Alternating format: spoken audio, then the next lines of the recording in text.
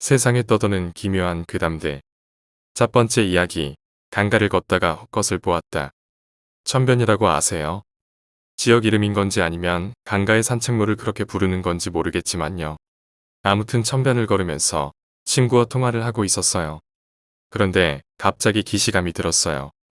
물론 자주 다니던 산책로라 눈에 익은 건 당연하지만 뭐랄까 달이 떠있는 위치, 지나다니는 사람들, 통화하고 있는 친구, 모든 조건들이 제게 이건 겪어본 적 있는 일이야 라고 귀띔을 해줬죠. 그러다가 분명 나는 저 돌다리를 건널 거야 이란 생각이 들었어요. 왠지 모르겠지만 강을 가로질러서 산책로를 이어주는 돌다리를 건너야 한다는 생각이 들어서 다리로 갔죠. 그렇게 통화를 하는 둥 마는 둥 대화에 집중을 못하고 몸의 신경을 온통 돌다리에만 쏟고 있는데 돌다리 앞에 차도라고 해야 하나? 큰 다리가 있었습니다. 차도는 공중에 떠 있고 돌다리는 강과 닿아 있고 대충 그림이 그려지시나요? 그 차도 위에서 시선이 느껴지는 겁니다. 고개를 돌려보니 어떤 여자가 빨간 치마에 흰색 상의를 입고 있더군요. 돌다리 위에 있던 저는 앉아야만 한다는 생각이 갑자기 들었습니다. 그 생각에 사로잡혀서 저도 모르게 돌 위에 앉아버렸죠. 그러고는 한동안 여자를 바라보았고 여자 또한 저를 바라봤습니다. 그러다 문득 친구와 통화하고 있었다는 게 생각이 나서 친구의 말을 끊고 제 상황을 이야기했습니다. 야, 나 지금 천변에 있거든. 그 중간에 돌다리 알지? A교 앞에 있는 거. 나 거기에 앉아있는데. 웬 여자가 오범 중에 A교에 서 있길래 바라보고 있는데. 얘가 시선을 안 피하고 나랑 계속 시선 교환하네. 이거 강 나왔냐? 피곤하다. 내 인생. 이렇게 기성전자령으로 끝나는 말을 하고 있는데 묵묵히 듣고만 있던 친구가 야 병신아 너 신발끈 풀렸어 라고 뚱딴지 같은 소리를 하는 겁니다.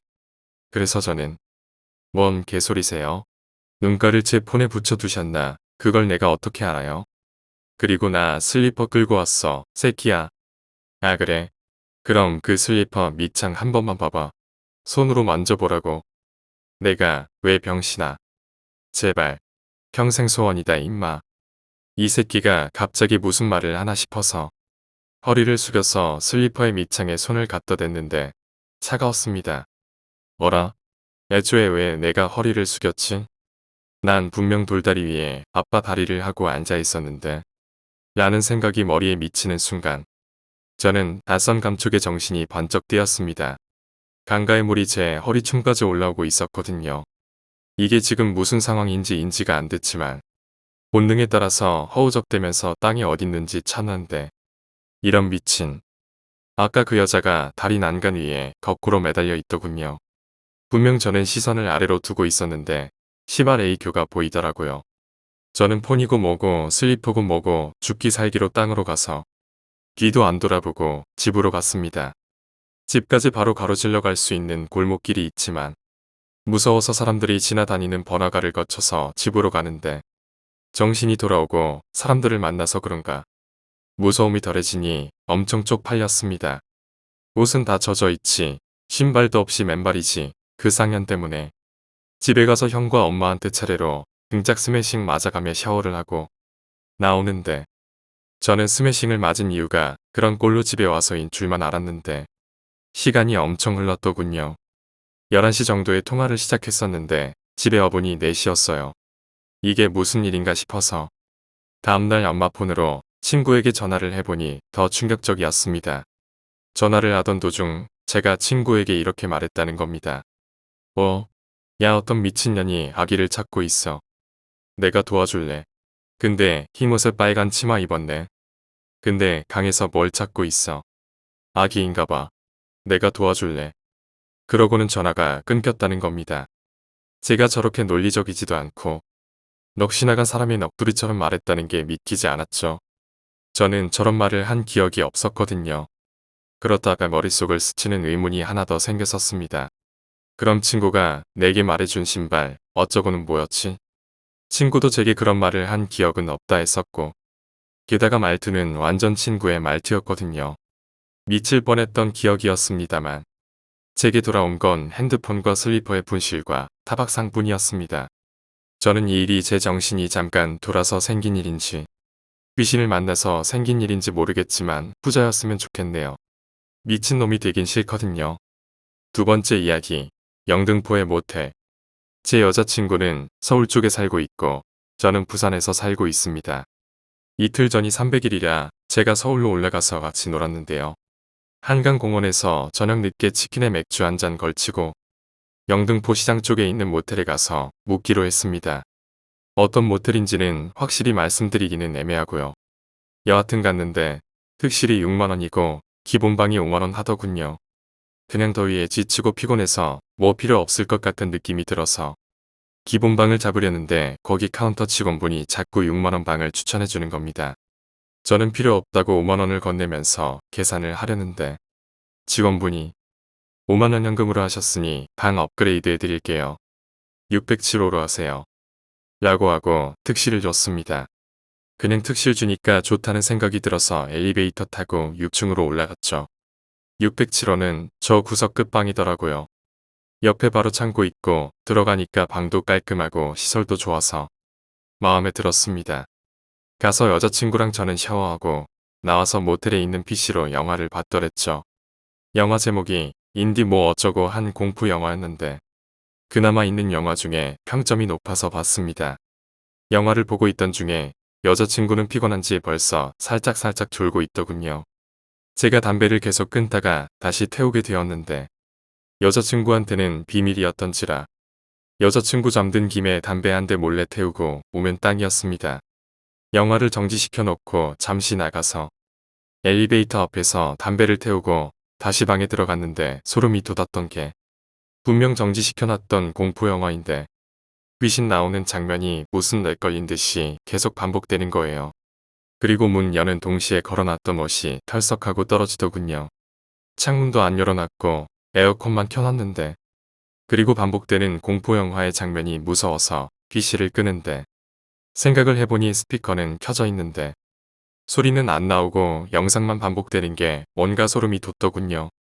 워낙 무서워서 담배 냄새고 뭐고 여자친구를 흔들어 깨웠는데 여자친구가 일어나자마자 여기서 나가자고 여기서 자기 싫다면서 급하게 자기 짐을 챙기는 겁니다. 일단 저도 옷을 걸치고 따라 나와서 엘리베이터를 타고 내려가는데 여자친구가 하는 말이 오빠 담배 피우고 들어왔지?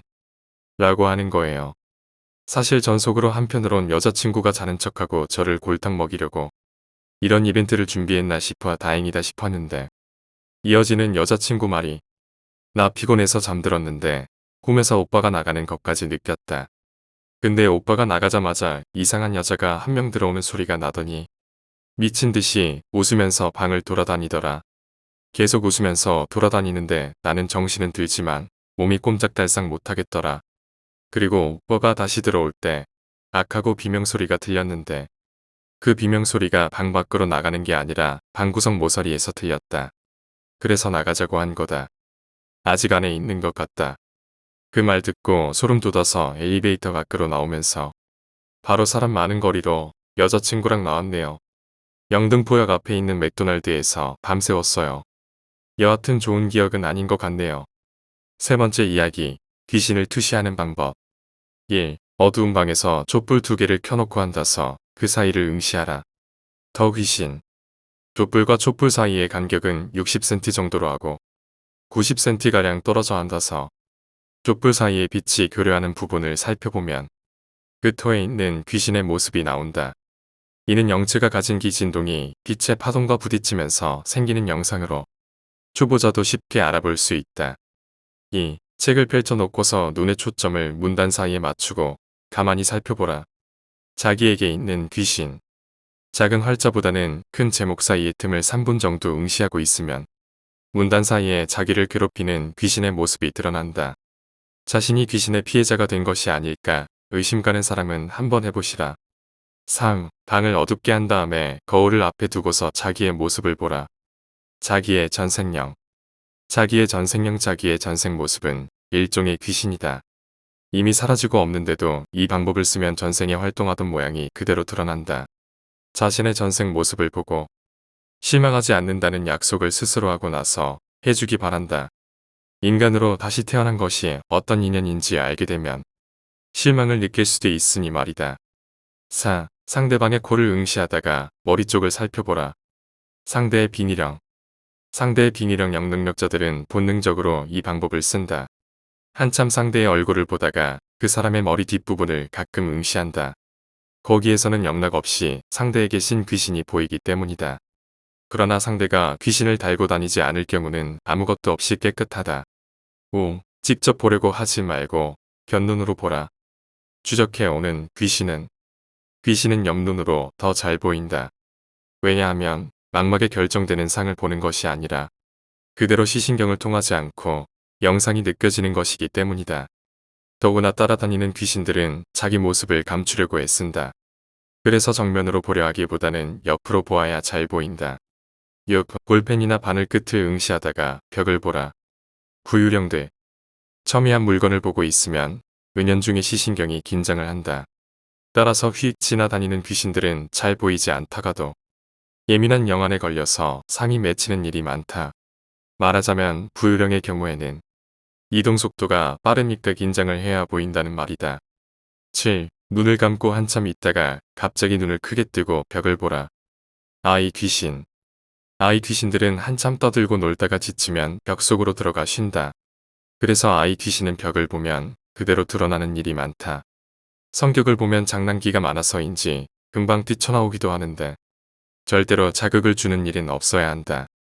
8. 손바닥을 비비다가 방바닥 한가운데를 잘 응시해보라. 상대의 전생 모습. 상대가 앉아있는 바로 아랫부분에서 전생 모습이 그려진다. 상대가 움직일 때는 불가능하다는 점이다. 몸을 좌우로 흔들거나 하면 영상이 사라진다. 그러나 상대의 전생을 보았다고 해도 함부로 말하지 말아야 한다. 9. 묘지에 가서 봉분을 앞에 두고 조용히 앉아서 봉분 위를 살펴보라. 묘지 귀신. 묘지에는 연고가 없는 귀신들이 와서 휴식을 하고 있는 일이 많다. 그러니까 그 무덤의 영혼과는 상관이 없을 수도 있다는 점을 알아두기 바란다. 10. 칸막이를 하고 저편에 사람을 앉혀두고서 정조하여 칸막이벽을 보라. 인연령. 보면 보이지 않고 보지 않으려고 하면 더 잘 보인다. 이것이 귀신 투시의 첫걸음이다. 탐가이를 하고 상대가 안 보이는 상태에서 보면 오히려 상대가 가진 인연령의 정체가 확실하게 나타난다. 네 번째 이야기. 내가 귀신을 무서워하지 않는 이유. 저는 아주 어렸을 때부터 귀신을 무서워해 본 적이 없습니다. 어린이집 다닐 때 친척이나 어른들이 겁주려고 무서운 얘기들을 해도 코웃음치고 넘어갈 정도였습니다.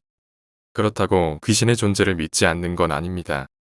오히려 귀신은 분명히 있다고 생각합니다. 단지 두려워하지 않을 뿐입니다. 이게 다 제 할아버지, 할머니 덕분입니다. 제가 어렸을 때 할아버지 댁에서 절 키워주셨어요. 부모님 맞벌이 때문에 6살인가 7살까지 주말에만 집에 오고 평일엔 다시 할아버지네 가서 유치원 가고 제가 4살인가 동네에서 엄청 무서운 귀신 얘기를 듣고 질질 짜면서 집에 오니까 할아버지가 낄낄하면서 웃던 게 어렴풋이 생각납니다. 할아버지 말, 귀신을 무서워할 필요는 전혀 없다는 겁니다. 할아버지 말에 따르면 귀신은 인간한테 해코지를 할 수가 없다는 겁니다. 귀신은 혼으로 이루어진 영적 존재죠. 이승의 미련이 남았던 원한 때문에 남았든 간에 혼으로 이루어진 존재란 건 변하지 않습니다. 그런데 인간은 육체도 있고 혼도 있습니다. 상식적으로 혼만 있는 놈하고 육체랑 혼 둘 다 있는 놈이 싸우면 둘 다 있는 놈이 이기지 않겠습니까? 귀신이 무섭게 하면 겁먹지만 말고 납작하게 두들겨 패서 쫓아내라는 게 할아버지의 논리였습니다. 할아버지는 제 담력 키운다며 4~5살짜리를 밤에도 막 뒷산이고 어두운 길이고 끌고 다니며 같이 산책하곤 했어요. 할아버지랑 같이여서 그런지 무섭지도 않고 귀신도 안 나와서 저도 그쯤부터 귀신이 안 무섭게 됐습니다. 가끔 귀신 같은 거에 심하게 두려움을 느끼고 악몽도 많이 꾸고 거의도 자주 놀리는 사람들이 있잖아요. 전혀 그럴 필요 없어요. 물론 막연한 공포심 같은 건 충분히 느낄 수 있지만 그것 때문에 매일 가위 눌리고 잠 못 자서 말라가고 이런 건 바보 같은 짓입니다. 사람은 귀신보다 훨씬 강해요. 그리고 저희 할머니께서 말하길 귀신은 무서워할 필요가 없다. 죽은 자는 무서운 게 아니라 슬픈 거라고 하시더라고요. 얼마나 억울하게 죽었으면 하늘에 못 가고 귀신이 되었겠냐는 겁니다. 그러니까 만약 귀신이 나타난다면 놀라고 무섭겠지만 벌벌 떨지 말고 이야기를 들어줍시다. 두렵다고 도망치려고만 하면 귀신은 여러분을 얕잡아보고 계속 나타날 겁니다. 공포심을 이겨내고 이야기를 시도해보고 반응이 없거나 허튼 짓거리를 하려고 하면 개 패듯이 해서 쫓아냅시다. 여러분은 귀신보다 강해요. 5번째 이야기, 가위 눌린 실화 괴담. 내가 중3 때였어. 우리 집은 김포에 살고 있었지. 지금이야 많이 발전했지만 당시엔 읍내를 제외하곤 논과 밭뿐이었어. 그래, 나 아재 맞아. 아버지는 인근 김포공항의 청원경찰이셨고 엄마는 읍내에서 작은 옷 가게를 하셨지. 내 밑으론 1살 터울의 여동생이 하나 있었고 겨울 방학 때였어. 제주도에 계신 큰 외할머니가 위독하시다는 전화를 받고 식구들이 전부 내려가게 됐지. 큰 외할머니가 돌아가신 외할머니 대신 우리 엄마를 키워주셨거든. 하지만 난 꾀를 부려 아프다는 핑계를 대고 이탈을 감행했지. 왜냐면 사실 난 이제 나저잖아. 언제 집이 텅텅 빌까. 호시탐탐 기회만 노려왔거든. 큰 외할머니한테는 죄송하지만 이런저런의 기회를 그냥 놓칠 수는 없는 일이잖아. 부모님이 떠나기 무섭게. 난 그동안 상상 속에만 머물던 일을 현실에 옮겨놓았어. 내가 이야기했지. 우리 엄마가 읍내에서 옷 가게를 하셨다고 해서 우리 집엔 유행에 뒤처진 여자 마네킹들이 창고에 쌓여 있었어. 눈치 빠른 얘들은 벌써 눈치챘지. 그래 맞아. 15. 쇠도 씹어먹을 혈기 방자한 나의 잎이 끌린 성욕을 5손가락에 그만 짐 지우기엔 너무 가혹한 처사라 생각되지 않아? 비록 녀석에게 여자 사람을 안겨줄 수는 없지만 비루한 내 손보다는 녀석에게 이 편이 100배 아니 1000배는 덜 미안하지 않겠어? 참 이제와 생각해 보면 리얼돌이란 개념조차 없던 그 시절. 난 정말 시대를 앞서간 아이였나봐. 미국, 아니 적어도 일본에서만 태어났어도 난 어쩌면 전 세계 AV 업계를 씹어먹고 그 분야의 스티브 잡스가 되었을지도 몰라. 참 아까운 천재가 시대를 잘못 만난 거지. 하여간 난 창고에서 전에 눈여겨봐 두었던 제일 괜찮은 마네킹을 꺼냈어. 아 지금부터는 마네킹을 그녀라 부를게. 그래야 감정이입이 잘 될 것 같아서 말이야. 난 그녀를 안고 여동생 방으로 갔지. 내 방보다는 동생 방이 그래도 꼴의 여자라고 향기부터 다르더라고. 노파심에 말하는데 설마 내가 동생을 상대로 그 짓을 할 거란 상상은 말아줘. 나도 근친상간이 얼마나 엄청난 결과를 초래하는 것쯤은 아는 놈이니까 말이야. 나는 지체 없이 그동안 상상 속으로만 반복 연습한 고급 스킬을 이용해 칼로 그녀의 허벅지 사이에 그것이 있어야 할 그곳에 예쁜 조개 모양 구멍을 만들어줬지. 그리고 구멍 안쪽은 부드러운 두부나 젤리 같은 거. 하여간 부드럽고 탄력 있는 내용물로 채워 넣었어. 이유는 알지? 잠시 후면 녀석과 조우할 그녀의 예쁜 조개 입을 생각하니 녀석이 벌써부터 껄떡거리더라고. 그러고는 그녀에게 여동생의 교복도 입혀줬어. 맞아. 난 교복 판타지가 있거든. 그 후에 벌어진 일은 너희들 상상에 맡길게.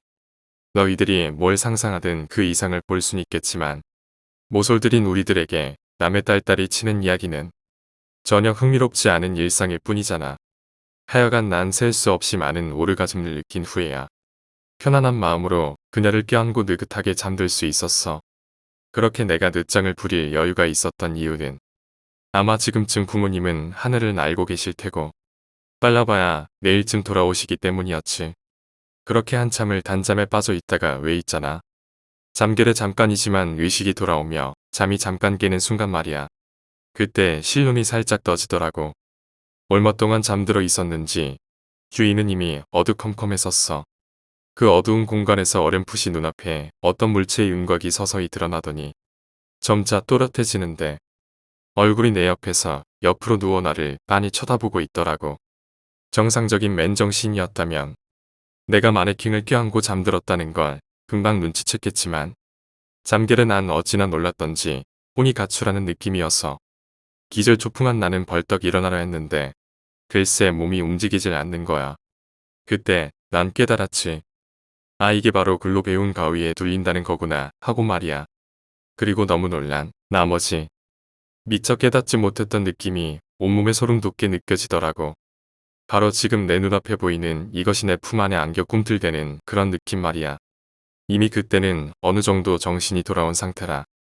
분명 마네킹이라는 것을 이성적으로는 인지했지만 내 판단력과는 다르게 내 감각과 촉각은 물컹물컹한 느낌이 꼭 사람의 몸처럼 느껴지는 거야. 시발 그때 얼마나 소름 돋게 무섭던지. 난 글로 배운 대로 가위를 풀기 위해 필사적으로 몸을 움직이려 했어. 하지만 내 필사적인 노력에도 불구하고 눈앞에 이것은 점점 더 내 품 안을 깊이 파고드는 거야. 그래도 어떻게든 가위를 풀어보려고 안간힘을 쓰고 있을 때 방안이 갑자기 환해지는 거야. 그리고 동시에 엄마 이 미친 새끼 좀 봐봐. 귓가에 동생의 목소리가 앙칼지게 날아 꽂히며 여태껏 용쓰던 내 노력도 무색하게 순식간에 가위에서 풀린 거야. 기상악화로 비행기가 결항될 줄은 몰랐지 뭐야. 하여간 그 이후로 난 금딸을 하고 있어. 너희들도 적당히 해. 10년이 지난 일인데도 트라우마가 돼서 이유 없이 동생 눈이 날 보고 실실 쪼갤 때면 패 죽이고 싶어져. 6번째 이야기. 접혀있는 우산.